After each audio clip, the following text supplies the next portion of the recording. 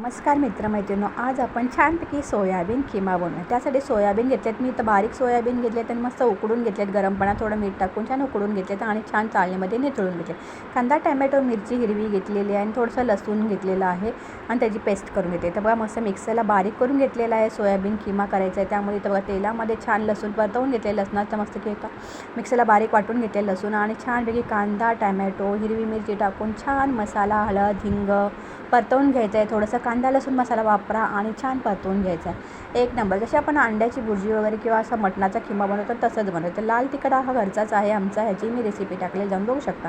आणि छान तरीदार असं मस्त की होसपर्यंत कांदा टोमॅटो परतून घेतात। इथं सोयाबीन जे आपण बारीक करून घेतलं त्याचा खिमा करून घेतलेला मिक्सरला, ते आता छान परतवून घ्यायचं आणि ते छान असं परतवून झालं की एक वाफ काढून घ्यायची। त्याच्यामध्ये बटर आणि चीज टाकून छानपैकी असा मस्त मीठ टाकून छान खिमा तयार करतात। हा खिमा तुम्ही पावाबरोबर, ब्रेडबरोबर, चपातीबरोबर, टिफिनला, जेवणाबरोबर कशाबरोबर खाऊ शकता, जेवणाच्या वेळीही खाऊ शकता। तर इथे छानपैकी पाव आणलेले आहेत मी आणि छान असा खिमाला एक दोन मस्त वाफा काढून द्यायच्या, छान तरी येईपर्यंत भरपूर सारी कोथिंबीर टाकायची आहे आणि छान असा खिमा तयार झालेला आहे।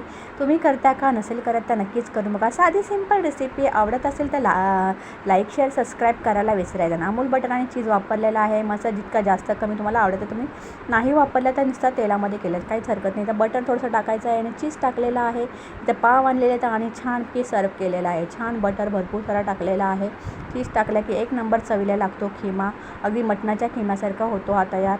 आणि असा झालेला आहे किमा आपला। खिम्याची रेसिपी कशी वाटली कमेंट करून नक्कीच सांगा। साधी सिंपल असली तरी खूप सुंदर लागला आता हा। म्हणजे आता मटण खायचं नाही पण मग खिमा खायची इच्छा झाली आणि मग केला खिमा मी आणि मस्त पावाबरोबर सर्व केलेला आहे। एक नंबर झाला होता।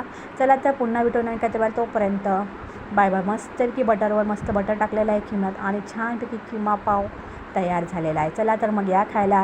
रेसिपी कशी वाटली नक्कीच कमेंट करून सांगा आणि कमेंट करत जा। एवढे बघता पण कमेंट करत नाही, नक्कीच कमेंट करा, लाईक शेअर सबस्क्राईब। पुन्हा भेटूया।